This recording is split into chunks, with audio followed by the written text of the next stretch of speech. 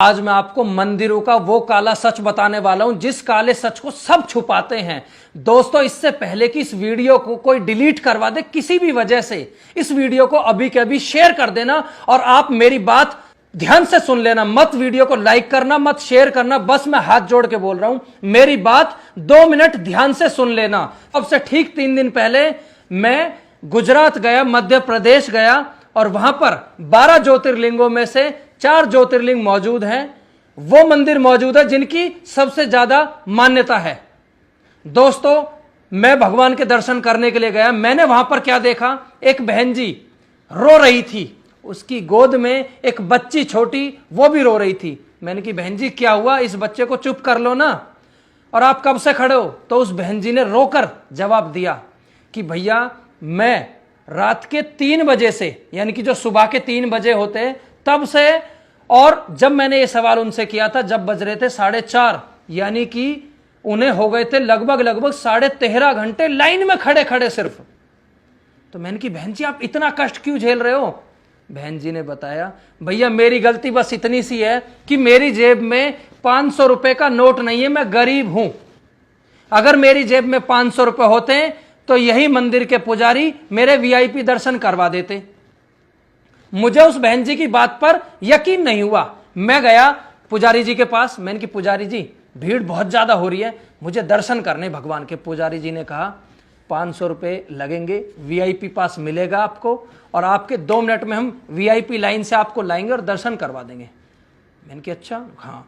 फिर मैंने कहा पंडित जी इससे ज्यादा और कुछ क्या हो सकता है? फिर पंडित जी ने बताया भाई थोड़ा सा खर्चा कर ले, फिर बच्चे 5,000 रुपए लगेंगे और हम आपके हाथों से जल चढ़वा देंगे भगवान को। मैंने कहा अच्छा। मैंने कहा पंडित जी और बताओ।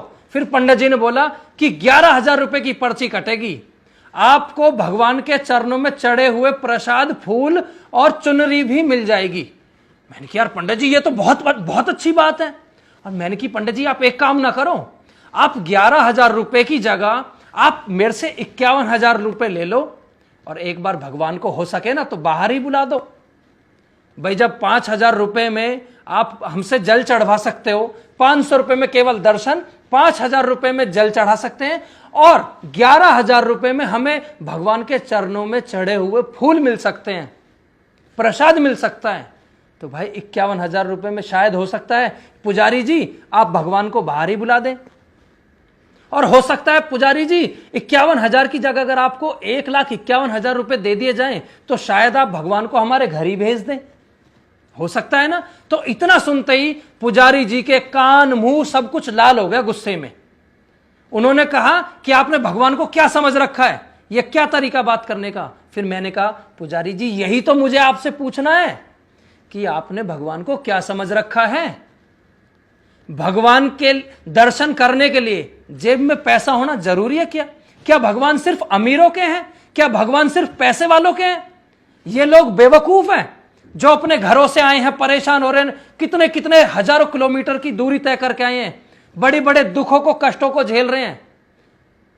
जरूरी नहीं हर आदमी खुशी से आए हो मंदिर, लोग अपने दुख में आते हैं।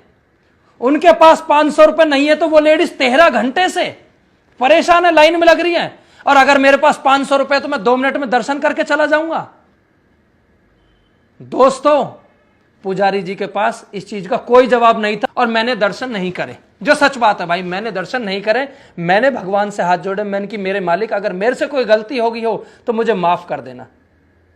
मगर भाई ऐसे पुजारियों की वजह से जो सच्चे श्रद्धालु हैं, जो सच में दिल से भगवान को बहुत मानते हैं, जो आस्था रखते हैं, उन सभी का विश्वास टूटता चला जाएगा। और ऐसे ही चलता रहा ना, इन पुजारियों की दुकान तो चल रही है बढ़िया, इनके तो पेट भर रहे हैं, मगर सच्चे भक्त आने कम हो जाएंगे। भगवान से विश्वास उठता चला जाएगा, टूटता चला जाएगा लोगों का। जो 13 घंटे लाइन में खड़े हैं उनके दर्शन 1 सेकंड के लिए भी नहीं होते, मैं आपको बता दूं, बड़ी दूर से होते हैं। और जो आप अगर 10-5 हजार रुपए खर्च कर दो तो आपके दर्शन बड़ी नजदीक से हो जाते हैं और बहुत ही आराम के साथ। और अगर आपकी जेब में पैसा नहीं है तो कोई दर्शन नहीं। ऐसा कैसे भाई, इतना भेदभाव क्यों? इसका जवाब आप लोग कमेंट में शेयर करो। आपकी क्या राय है? क्या इस मुद्दे पर चर्चा नहीं होनी चाहिए?